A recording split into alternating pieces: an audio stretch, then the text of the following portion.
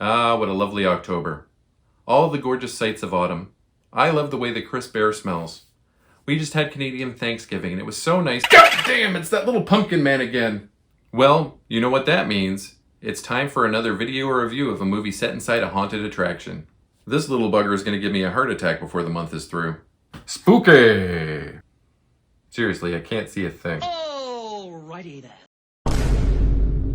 Greetings, friends, and welcome to the 3-Minute Horror Show. My name is Ben, your host, and I love horror movies. In fact, I watch the bad movies so that you don't have to. You're welcome. Today I'll be reviewing the movie The Houses October Built from 2014. This is a found footage film about a group of friends that decide to check out all the haunted attractions they can in the week leading up to Halloween. This movie was directed by one of the leads, Bobby Rowe, who plays a character named Bobby. In fact, all of the principal cast play themselves, which adds to the cachet of this production. Bobby Rowe was an All-American baseball pitcher at UCLA before going on to do his film masters at Loyola. And if you look at his IMDb, this is a dude who really loves haunted attractions. The Houses October Built can be streamed here in Canada on Hoopla. A group of friends decide to go to as many haunted attractions as possible in the days leading up to Halloween. They have lots of cameras set up to document their trip, and after a partying montage the night before, they get on the road. Some of these haunts look pretty lame, and some look very extreme. These guys are a silly pack of jokesters, and they love to pull pranks. As they pull up to their first stop, I looked up the place they were visiting, Haunt House in Caddo Mills, Texas. It's a real place.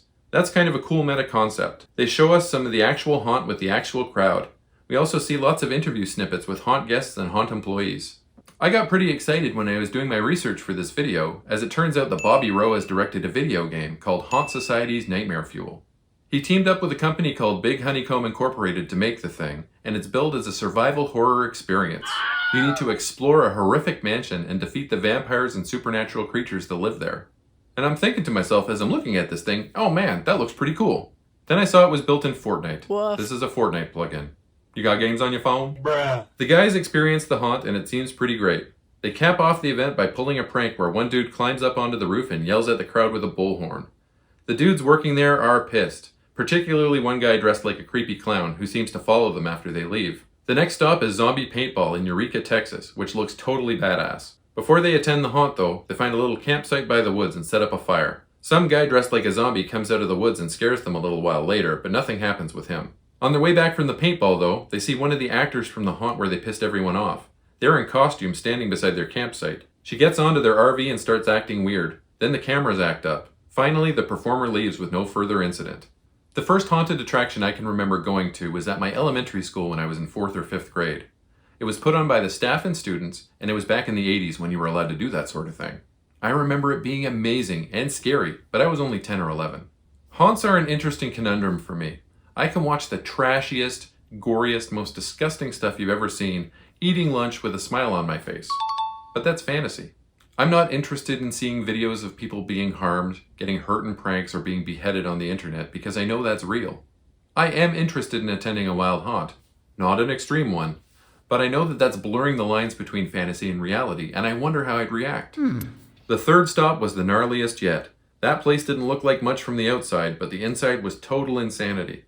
A couple of haunted attractions later, one of the guys hears about an extreme underground haunt that moves every year, which they decide to drop everything and go to, but they also manage to piss off another clown on the way out. Someone breaks into their RV at night, takes a video of the crew while they're asleep, and then steals one dude's driver's license. Then they post the video online in a haunt operator chat room. Things progress at a fast pace after this, as the group is invited to the secret, ultimate, extreme haunt named Blue Skeleton, and I guess you'll have to see for yourself whether or not they were ready for that. This movie was good. Bleak, but good. The haunts were awesome, and the real scares were delivered effectively. At the end, it was really difficult to tell what was real and what was pretend within the context of the movie. I'm not a huge fan of found footage movies, but this was alright. There is a sequel to this one, and maybe you'll see a video about it next week. Goddamn right. I will never, ever attend an extreme haunt, but I do rate The Houses That October Built a 7 out of 10. As always, a link to my Letterboxd appears in the video's description. Please leave me a like, comment, and subscribe, as it really does boost my engagement and helps my channel grow. Smell you later, nerds! You guys are my best friends. Yeah, brother. Good luck. All right, thank you guys. Awesome.